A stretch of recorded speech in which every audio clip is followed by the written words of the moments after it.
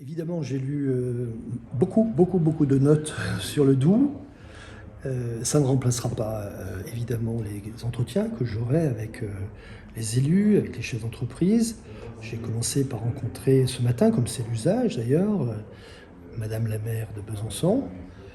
Puis, lors de notre rencontre, après des bonnes gerbes, j'ai pu échanger avec la présidente du conseil départemental, avec les parlementaires qui étaient nombreux à cette prise de fonction. On voit tout de suite que le Doubs est un département, c'est un peu commun de le dire, pardonnez-moi, mais qui a vraiment un potentiel incroyable, une puissance industrielle très forte. Moi, je me suis vraiment réjoui de voir le poids de l'industrie dans le Doubs. 19% des emplois salariés sont dans le secteur industriel. Ça veut dire davantage de pouvoir d'achat pour ceux qui occupent ces emplois par rapport aux emplois qu'on trouve dans d'autres secteurs d'activité. Ça veut dire des emplois induits, ça veut dire une bonne santé économique. Et à côté de cette puissance industrielle, ce qui est frappant, c'est qu'il y a une agriculture de très haut niveau, qui produit beaucoup de valeur, qui répartit équitablement cette valeur, où les producteurs ne sont pas laissés pour compte. Et il me semble que nous avons là, entre cette puissance de l'agriculture du Doubs, et en particulier du Haut-Doubs, disons les choses, et cette puissance industrielle qui est bien répartie sur l'automobile, sur l'aéronautique, sur l'activité horlogère qui reprend sa position stratégique petit à petit. Je trouve que nous avons là un bel équilibre servi par un magnifique département et je suis très heureux d'arriver dans le Doubs et d'arriver à Besançon. Le premier défi, c'est de maintenir la puissance industrielle pour la raison que je viens de vous dire, c'est-à-dire qu'un emploi industriel, c'est précieux. C'est précieux sur le plan de pouvoir d'achat, c'est précieux sur le plan de l'animation du tissu économique, c'est précieux sur le plan écologique. Hein, ça évite des mobilités ou des transferts de produits, etc. etc. Et donc il faut maintenir cette vitalité, il faut notamment bien faire vivre ce plan de relance auquel le Doubs a beaucoup accédé, hein, puisque c'est l'un des départements qui a le plus bénéficié du plan de relance. Ensuite, il y a la sécurité. Il faut absolument qu'on continue à nous battre contre ce que je relève, moi, comme étant inacceptable. Ce qui se passe dans certains quartiers de Besançon, de Montbéliard, bon, il faut continuer l'effort. Et c'est un effort qui doit être partagé, naturellement, l'État, les collectivités, les associations, les entreprises, et d'autres encore qui pourraient nous rejoindre. Mais c'est une priorité, en tout cas de l'État.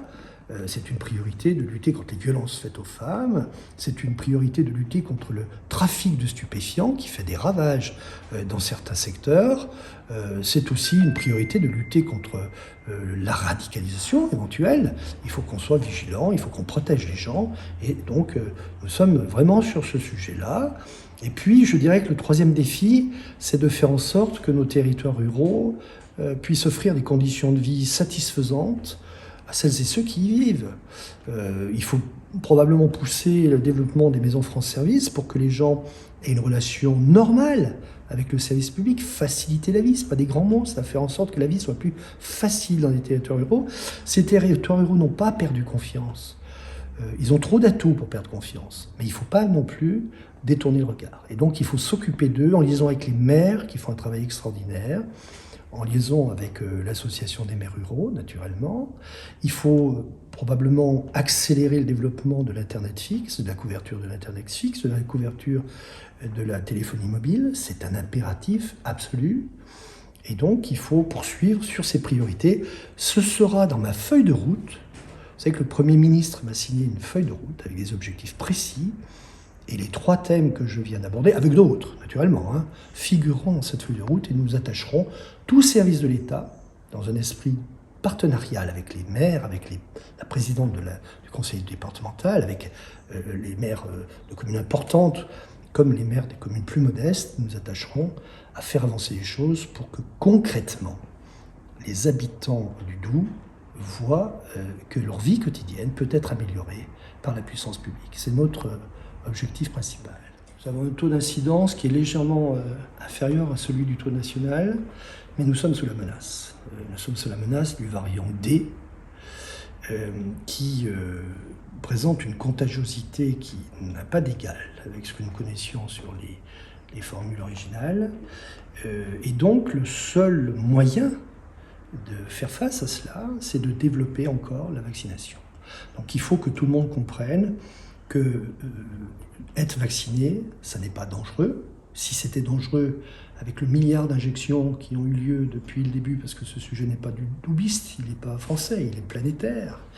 Le milliard d'injections, s'il y avait vraiment des sujets graves, nous le saurions depuis très longtemps. Vous-même, médias, vous les auriez portés à la connaissance de l'opinion. C'est votre rôle. Or, nous savons que ce vaccin, il ne présente que des avantages, et notamment l'avantage de nous redonner notre liberté, l'avantage de retrouver notre mode de vie tel que nous l'avons connu avant la première crise sanitaire de 2020. Et donc, je dirais qu'il faut continuer l'effort. Il faut probablement que nous développions une stratégie qui soit plus dans l'esprit d'aller vers les usagers. Et j'ai, moi, une pensée particulière pour les territoires ruraux, et en particulier pour une profession, pour les agriculteurs. Parce que c'est peut-être pas facile dans leur emploi du temps d'aller trouver 2 heures ou 3 heures pour aller se faire vacciner à 30 ou à 40 km. Et donc j'ai demandé aujourd'hui à la déléguée de l'ARS de bien vouloir réfléchir à un dispositif que nous pourrions mettre en œuvre rapidement pour aller vers ce public et le convaincre de se faire vacciner. Et pour atteindre ce niveau de confiance, il faut sans doute l'expliquer et aller vers les gens, au contact des gens. Voilà, c'est un tout.